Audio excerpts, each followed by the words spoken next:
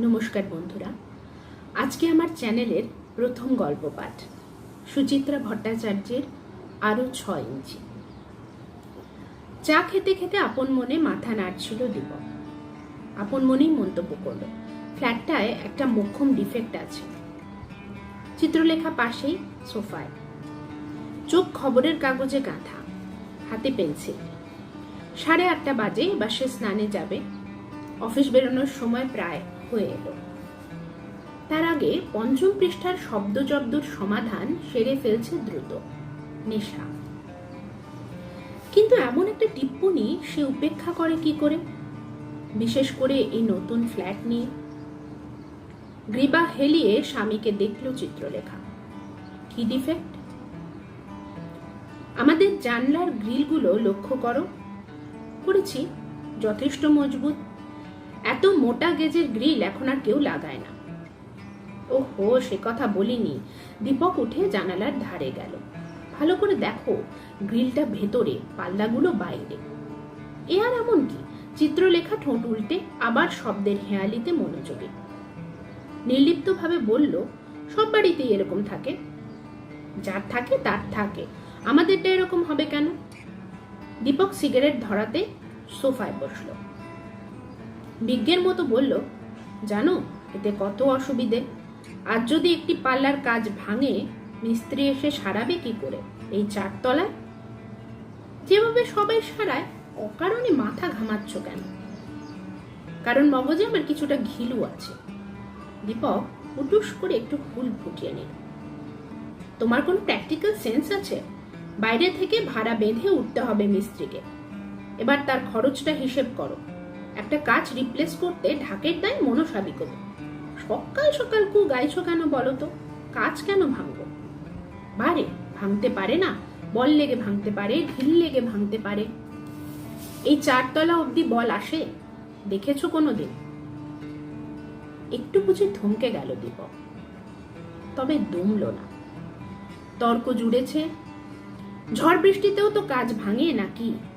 এই পরশু সন্ধেবেলা আমরা সব জানালা হাট করে রেখে বেরোইনি, ভাগ্যিস ঝড়টা ফেরার পর উঠল। এই মানুষকে নিয়ে আর পারা যায় না। এই হলে সেই হতো, ওই হলে সেই হবে। এখন এই নিয়ে কানের কাছে একটানা রেকর্ড বাজিয়ে যাবে। চিত্রলেখা কাগজ ভাঁজ করে রাখল। রিডিং গ্লাস খুলেছে চোখ থেকে। ভুরু কুঁচকে বলল, বুঝলাম, কিন্তু কি করতে হবে শুনি? ভাবছি। নিশ্চয়ই এখনই পাল্লাগুলো খুলে উল্টো করে বসাতে বলবেন। সে তো হবেও না, আমি দেখে নিয়েছি। পাল্লা ফ্রেমের সঙ্গে ওয়েল্ডিং করা আছে, প্লাস আটকানোর খাঁজগুলো বাইরের দিকে। তাহলে দেখি, চিন্তা করি। করো, আমি উঠছি। তোমার আজ ফ্যাক্টরি যাওয়া নেই? একটু দেরিতে বেরোবো, আগে ব্যাংকে কাজ আছে। তাহলে তো এখন অঢেল ভাবনার সময়। ভাবো, বসে বসে হাত পা ছড়িয়ে ভাবো। উঠে শাড়ি সায়া গুছিয়ে শোয়ার ঘরের লাগোয়া বাথরুমটায় ঢুকে গেল চিত্রলেখা। ফুল ফোর্সে চালিয়ে দিয়েছে শাওয়ার। এখন আরে ভাড়া বাড়ির বাথরুম নয়। জল ফুরোলে বাড়িওয়ালাকে পাম্প চালাতে বলতে গিয়ে কাঁটা হয়ে থাকতে হবে না।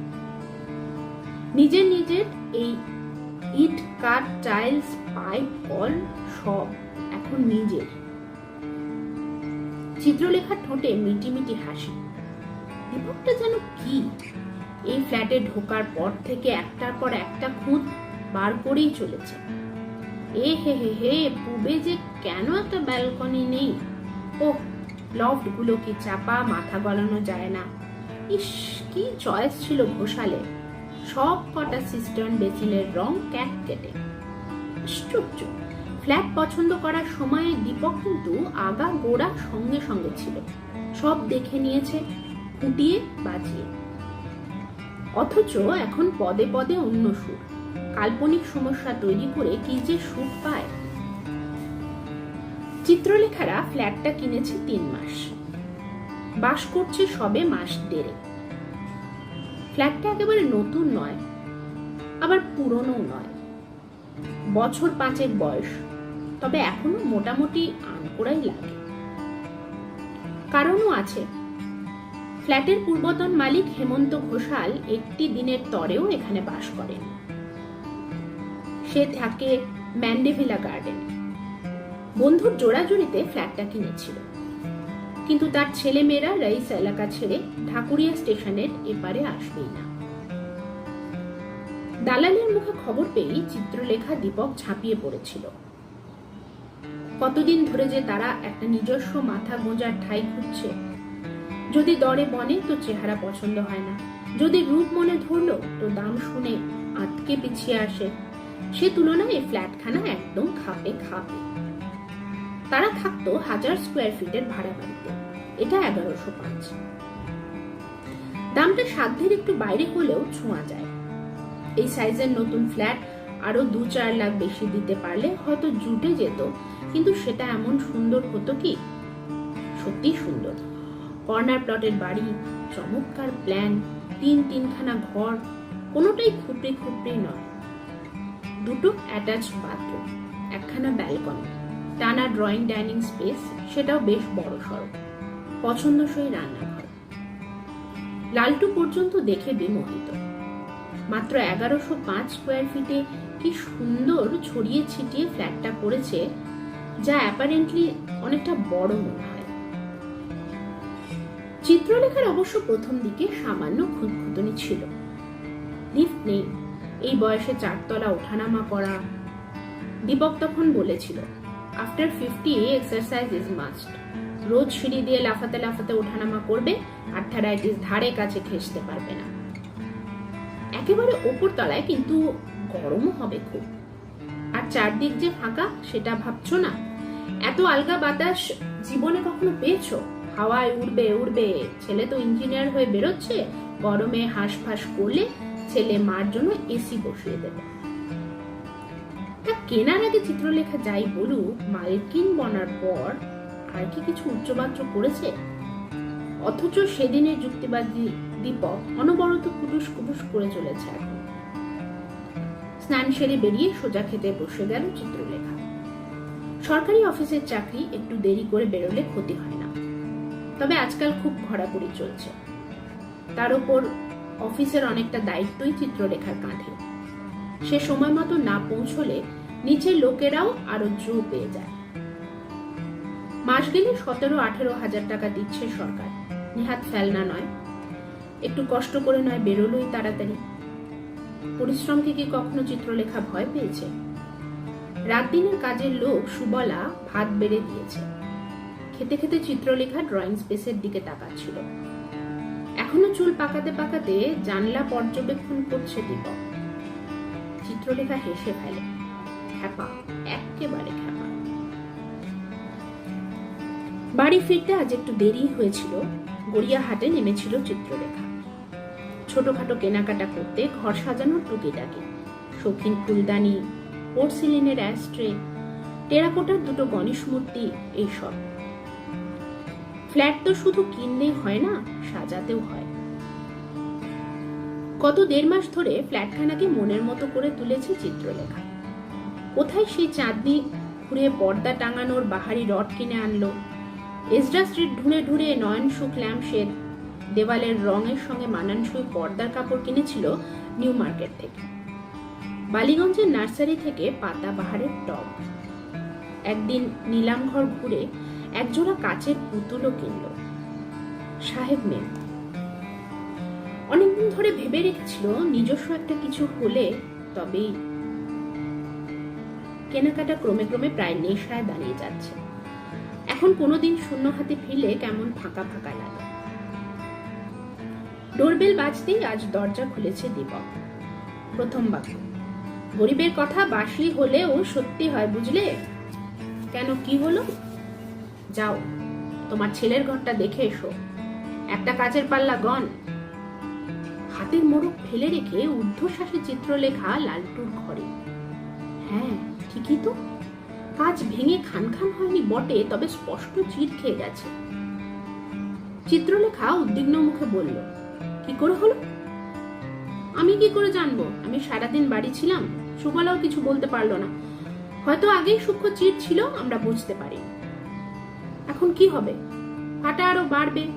কোনোদিন ঝাং করে ঝরে পড়বে। সর্বনাশ, বিপদ হয়ে যাবে তো। আমাদের মাথায় পড়ার চান্স কম, হয়তো রাস্তার কোনো আনফরচুনেট ম্যান। চাহ, কি ফাজলামি করছো, বলো না এখন কি করা যায়। সারাও, 200 টাকার কাছে 2000 টাকা লেবার চার্জ দাও। দীপক ফিক করে হাসছে। বাড়িতে তোমার কটা কাচের পাল্লা আছে গুনেছ? ধরো প্রতি মাসে যদি একটা করে ঝরে। এই ভয় দেখাচ্ছ কেন? চিত্রলেখা বোকা বোকা হাসলো। বলো না কি করা যায়। পথে এসো শোনা। 55 দীপক 51 চিত্রলেখার গালে বহু কাল পরে একটা টুসকি দিয়ে। স্বীকার করো আগে, আমার আশঙ্কাটা খুব অমূলক ছিল না। মানছি তো। গুড। দীপক ছেলের ফাঁকা খাটে শুয়ে পড়ল, ঠ্যাং নাচাচ্ছে। সলিউশন একটা আছে, এ বিট কস্টলি কিন্তু পার্মানেন্ট। কিরকম? গ্রিলগুলো পুরো হাওয়া করে দাও। সে কি, চোর ঢুকবে না? চিত্রলেখা বিছানার ধারে। চোরেরা রেন পাইপ দিয়ে ওঠে, আমি জানি। আহা, তুমি তো প্ল্যানের হাফটা শুনলে। দীপক উঠে বসেছে। ভাবছি কি জানো, পাল্লার বাইরে একটা বক্স গ্রিল করে দেব। সেফটিও রইল, পাল্লাও আমাদের হাতের মুঠোয়।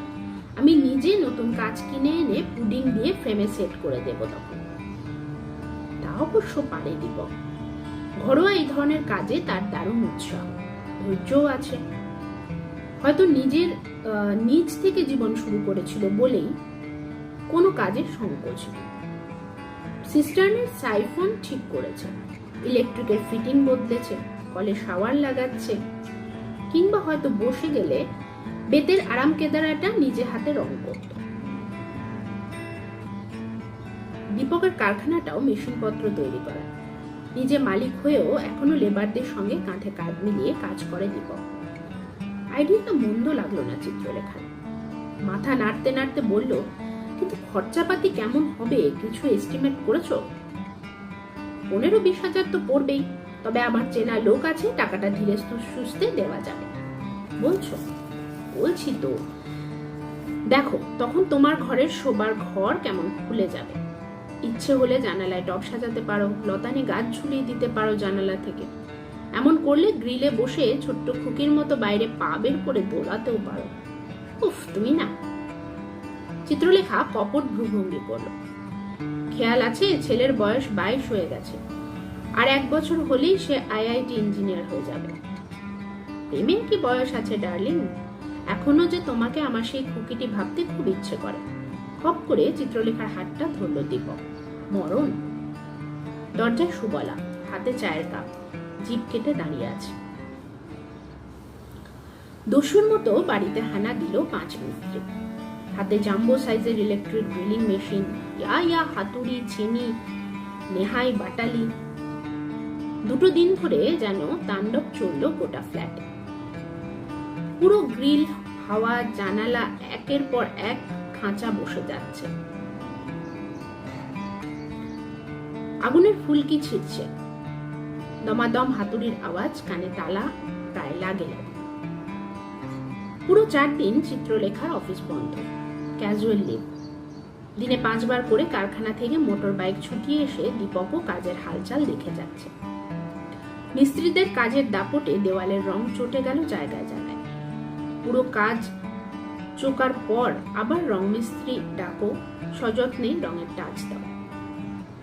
পুরো কাজ শেষ হওয়ার পর স্বস্তির নিঃশ্বাস ফেলল চিত্রলেখা। ফ্ল্যাটের বাহার দিকে চিত্রলেখা এখন আরো মুগ্ধ। কারুকাজ করা দূরে সরে গিয়ে অন্দর যেন আরো মোহনীয় হয়ে উঠেছে। চিরটা কাল তারা একতলায় কাটিয়েছে। আকাশ দেখার জন্য বাড়ির বাইরে গিয়ে দাঁড়াতে হতো। 4 তলায় উঠে আকাশ যেন অনেক কাছে নেমে এসেছিল। জানালা দিয়ে মুখ বাড়ালে ওই নীল গগন এখন যেন আরো প্রকাণ্ড দেখায়। ঝড় বৃষ্টির দিনে মনে হয় নীলচে বিদ্যুৎ বুঝি ঘরে ঢুকে পড়ল। ধারা বর্ষণের দিকে তাকিয়ে থাকলে চোখ ফেরানো যায় না। পূব আকাশ থেকে চাঁদ জ্যোৎস্না বিছ হয়ে চিত্রলেখার শোয়ার ঘরে। দক্ষিণ আকাশে রাতভর তারা ঝলমল করে। চিত্রলেখা এখন নিচটাও বেশ পরিষ্কার করে দেখতে পায়। বক্স গ্রিলের জানালা দিয়ে ঝুঁকলে চারতলা থেকে রাস্তার মানুষগুলোকে কেমন অকিঞ্চিতকর লাগে। সত্যি উপরে ওঠায় একটা আলাদা রোমাঞ্চ আছে। ওই গ্রিল দূরে সরে না গেলে চিত্রলেখা হয়তো বুঝতেই পারত না। ঘরগুলো যেন আরো বড় হয়ে গেছে এখন। হয়তো চিত্রলেখার মনের ভ্রম, তবু মনে হয় আলো বাতাসও বেড়ে গেল। ভাগ্যিস দীপকের মাথায় বুদ্ধিটা এসেছিল, শোভাও বাড়ল। স্পর্শকাতর কাচেরাও এখন দিব্যি নিরাপদ। লালটুর এখন দারুণ ব্যস্ত সময়। সামনের মাসে সেমিস্টার পরীক্ষা, ফাইনাল ইয়ার বলে অসম্ভব পড়ার চাপ। তবু তারই মাঝে খড়গপুর থেকে ঘুরে এলো দুদিনের জন্য। সেও তারিফ করলো বাবার, সঙ্গে সঙ্গে পরামর্শও দিল কিছু নিজস্ব কায়দায়। কি ঘরে সব পাতাবাহারের গাছ রেখেছো মা? এগুলো খুব পাতি জিনিস, লোয়ার মিডল ক্লাসদের বাড়িতে থাকে। ওমা সে কি, শখ করে আমি আর তোর বাবা এতগুলো টব কিনে আনলাম। দরজার বাইরে রাখো, ব্যালকনিতে রাখো, সিঁড়িতে, ল্যান্ডিং এ। ভেতরটা একেবারে ন্যাড়া হয়ে যাবে না? কি ফাইন একটা গ্রিনের এফেক্ট এসেছিল। একটু অন্যভাবে ভাবো, গাছ রাখো কিন্তু ডিফারেন্ট টাইপের।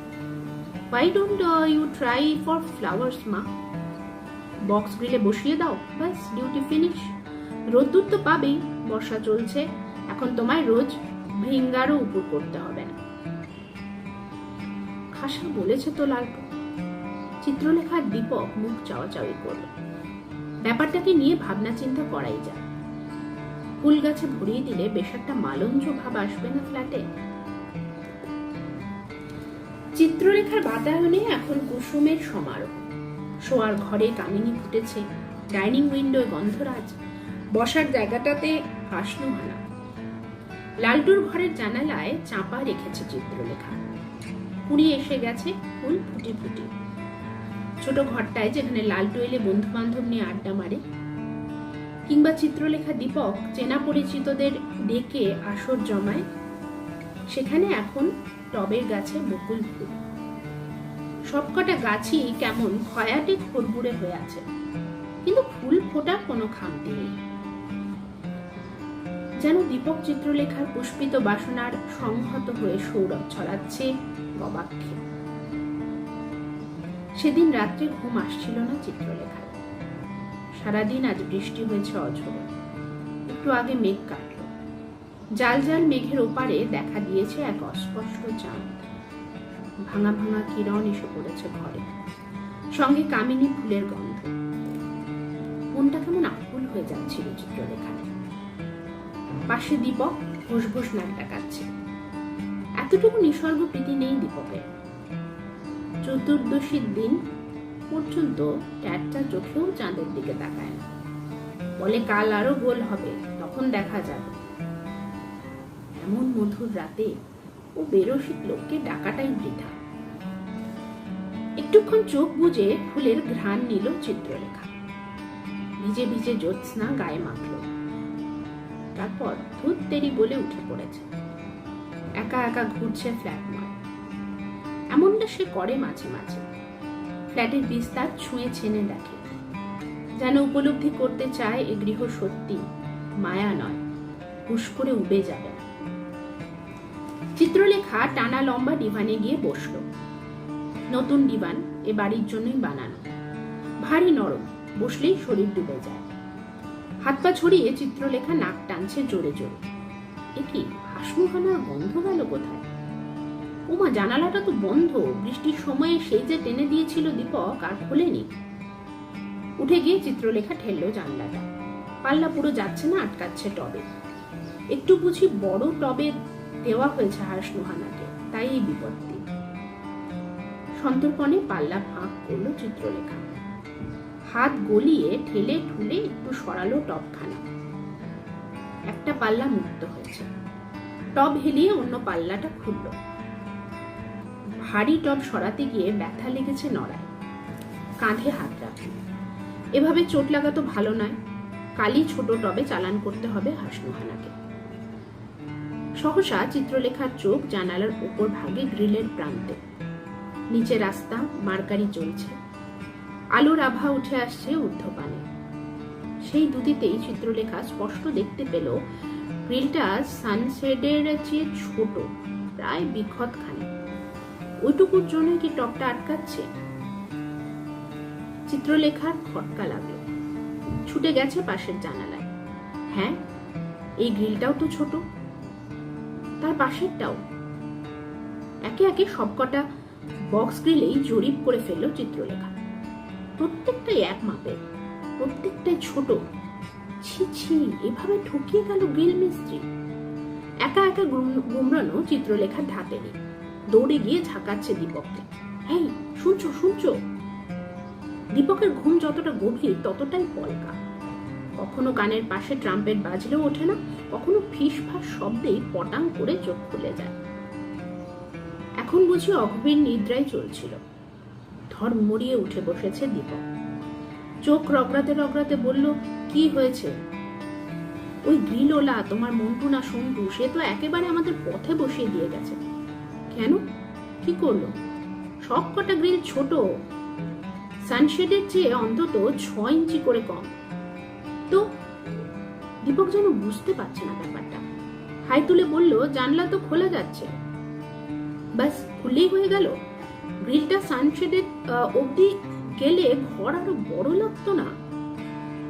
এতক্ষণে কথাটা দীপকের কর্ণকুহুরে প্রবেশ করেছে। মুহূর্তে ঘুম হাবিস, চোখ পিটপিট করলো একটু। বিরক্ত স্বরে বলল, একদিনই দেখলে, আগে বলতে পারোনি? আমার দেখার কথা, তুমি তো কাজের সময়ে এসে এসে ওদের ওপর সর্দারি মারছিলে। তুমিও তো ছুটি নিয়ে বসেছিলে। করছিলেটা কি, ল্যাজ নাড়ছিলে? হ্যাঁ, আমি তো ল্যাজই নাড়ি।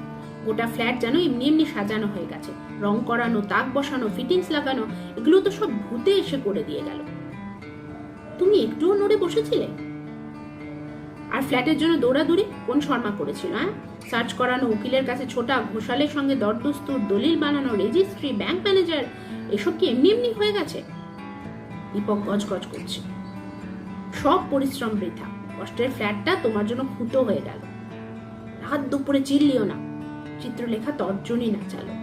তোমার জন্য হয়েছে, তোমার জন্য, তোমার জন্য।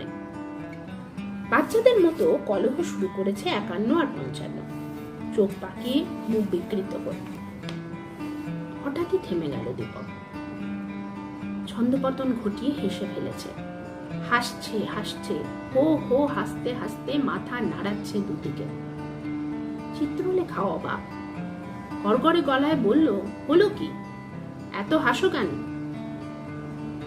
দীপক অতি কষ্টে হাসি থামল, তবু যেন বুড়বুড়ি উঠছে হাসি। বলল, ঢের হয়েছে, আর মাথা খারাপ করো না, আলো নিভিয়ে শুয়ে পড়ো। বিবাদের মাঝে এক পক্ষ আচমকা থেমে গেলে অন্য পক্ষ বড় অসহায় বোধ করে। চিত্রলেখা সরু চোখে দীপককে দেখলো একটুক্ষণ, তারপর বেচার মুখে টিউবলাইটের ক্যাটক্যাটে আলোটাকে বুঝিয়ে দিল। মাথা রেখেছে বালিশে। মেঘ পুরোপুরি সরে গেছে, মোম জ্যোৎস্নায় ভেসে যাচ্ছে ঘর। গ্রিলের আঁকাবাঁকা ছায়া নিয়ে চাঁদ দুলছে বিছানায়। চিত্রলেখা এপাশ ওপাশ করছিল, এখনো তার চিত্ত শান্ত হয়নি। গ্রিলের জন্য অতগুলো টাকা বিফলে গেল। তখনই দীপকের গলা শুনতে পেল, লেখা, এই বাক্স বাক্স গ্রিলের মধ্যে আমাদের ফ্ল্যাটখানাকে কেমন খাঁচা বলে মনে হয় না? চিত্রলেখার চোখ আড়াআড়ি বাহুতে ঢাকা। সে কথা বুঝলো না, রাও কাড়ল না। আমরা কিরকম খাঁচার জন্তুর মতো ঝগড়া করছিলাম, তাই না? চিত্রলেখা উল্টো দিকে ফিরে শুল। দীপক ক্ষণিক নিঃশব্দ, তারপর কেমন যেন দূরমনস্ক গলায় বলল, তোমার মনে পড়ে লেখা, আমরা কিভাবে জীবন শুরু করেছিলাম? না পড়ার কি আছে? চিত্রলেখা গুনগুন স্বরে বলল, আমি কিচ্ছু ভুলিনি। যখন প্রথম সংসার পাতলাম তখন আমাদের কি কি জিনিস ছিল? একটা কড়া, একটা হাড়ি, একটা তক্তপোষ, আর দুজনের দুটো থালা গেলাস। আরো বলে যাও, তোষক, চাদর, বালিশ, একটা সস্তা দামের আলনা। সে তো কয়েকটা ভাড়ার জিনিসও ছিল, ফ্যান, আলমারি, ড্রেসিং টেবিল। ড্রেসিং টেবিলটা খুব বাহারি ছিল। আলমারি ভাড়া করতে গিয়ে তুমি এমন ভাবে ওটার দিকে তাকিয়েছিলে নইলে আমাদের ওই ঘরে এই ড্রেসিং টেবিল। স্মৃতির সমুদ্র আছাড় খাচ্ছে পারে। ছোট ছোট বাষ্পকণায় রাগটা জুড়িয়ে গেল চিত্রলেখায়। আনমনে বলে উঠল, তুমি আমাকে রথের মেলা থেকে একটা আম কাঠের টুল কিনে দিয়েছিলে। আমাদের আরো কিছু ছিল তখন, আমার সেতার আর তোমার হারমোনিয়াম। চিত্রলেখা বুঝি সময়টাকে দেখতে পাচ্ছিল। দীপক যেন তাকে হাত ধরে নিয়ে চলেছে পিছনে। বলল, কুদঘাটে সেই বাড়িটার ভাড়া ছিল 60 টাকা। বাড়ি নয় বলো, ঘর। হ্যাঁ ঘর, টানা ব্যারাকের মতো বারান্দায় দরমার পার্টিশন। বাথরুম ছিল কতটা দূরে, সেই পুকুর পাড়ে। বর্ষাকালে তোমায় সাপ যোগ সামলে সামলে যেতে হতো। চিত্রলেখা চিত হয়ে শুল। স্বর মিহি হয়ে আসছে। উপায় কি ছিল? তোমার তখন রোজগার মাস গেলে 150 টাকা। আমি তখন চাকরি পাইনি। ওই কটা গানের টিউশনি, অনেক টিউশনি করতে তুমি। সকাল বিকাল মিলিয়ে কখনো 5খানা, কখনো 6খানা। পার ছাত্রী 20 টাকা। লালটু তখন পেটে। তখনও কতদিন তেঁতুল গোলা জল দিয়ে ভাত খেয়ে থেকেছি। সে তোমার তখন টক খাওয়ার স্বাদ হতো। শুধু তাই, কম কষ্ট করেছি সে সময়ে। কি আর করা। দীপক ছুল চিত্রলেখাকে। আমরা তো কোনোদিন হাত পেতে কারো কাছ থেকে কিছুই নেইনি। তোমার বাপের বাড়ির থেকেও না, আমার বাড়ির থেকেও না।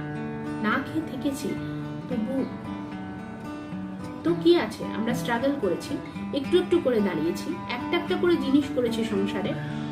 মনে আছে, ইনস্টলমেন্টে প্রেসার কুকার কিনেছিলাম, ছেলেকেও মানুষ করেছি দাঁতে দাঁত চেপে। তার মধ্যে রাত জেগে তোমার পড়াশুনো, পরীক্ষা, চাকরি। তখনই তো সংসারটা একটু ভালো করে দাঁড়ালো। আহা, আমি বুঝি ততদিনে শুধু সেতার বাজাতাম। দীপক আলগা হাসলো। আমিও তো একটু একটু করে উঠেছি।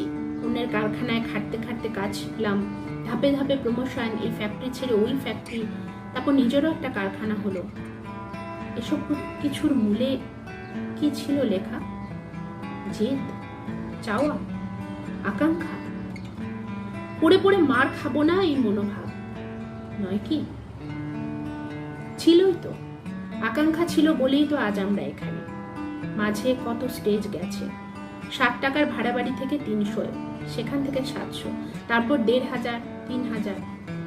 আর আজ তুমি একটা আস্ত 10 লাখ টাকার ফ্ল্যাটের মালকিন। আমাদের টিভি, ফ্রিজ, ফার্নিচার এগুলো ধরলে কমসে কম 2 লাখ। ছেলে আইআইটি থেকে প্রায় পাশ করে গেল। তার দাম তো তুমি লাখেও হিসেব করতে পারবে না। ছেলেকে আমি হিসেবে ধরি না, ও তো কদিন বাদেই পর হয়ে যাবে। তবে এই ফ্ল্যাটটাকেই বা কেন হিসেবে ধরবে?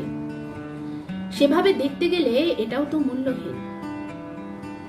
দীপক ঝপ করে বলল, এখনো কি আমাদের দুজনকে ওই 60 টাকার ঘরে ভুলিয়ে যায় না?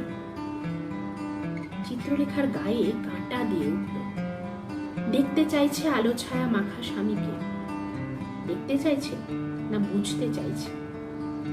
দীপক আবার বলল, আচ্ছা লেখা, তুমি যখন গানের টিউশনি করে বেড়াতে আর আমি 7 সকালে 150 টাকা মাইনের কাজ করার জন্য ছুটতাম, তখন আমাদের চাওয়াটা ঠিক কি ছিল? এমন কামিনীর সুবাস মাখা ঘর, এমন সুন্দর পরিবেশে এত বড় ঝা চকচকে ফ্ল্যাট, সাকসেসফুল ছেলে। আমরাও মোটেই ব্যর্থ নই। তোমার কি মনে হয় না আমরা আমাদের শুরুর আকাঙ্ক্ষাটাকে অনেক বেশি ছাপিয়ে গেছি? কথাটা ঠোং করে বুকে বাজলো চিত্রলেখায়, গভীরভাবে, হৃদয়ের অতলে গিয়ে কোথায় যেন ধ্বনিত হলো। আহত গলায় চিত্রলেখা বলল, মোটেই না, আমরা আরো বেশি পেতে পারি। কতটা বেশি?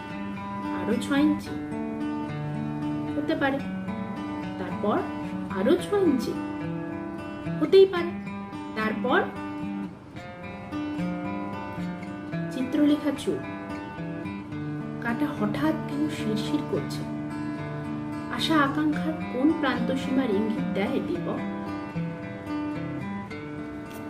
পুরো মেঘ হেসে আবার কখন ঢেকে গিয়েছে চাঁদকে। গ্রিলের ছায়া বড় হতে হতে গোটা ঘরখানাকে গ্রাস করে নিল। নিচু সিলিংয়ে ফ্যান ঘুরছে বনবন। নিথর শুয়ে আছে দম্পতি।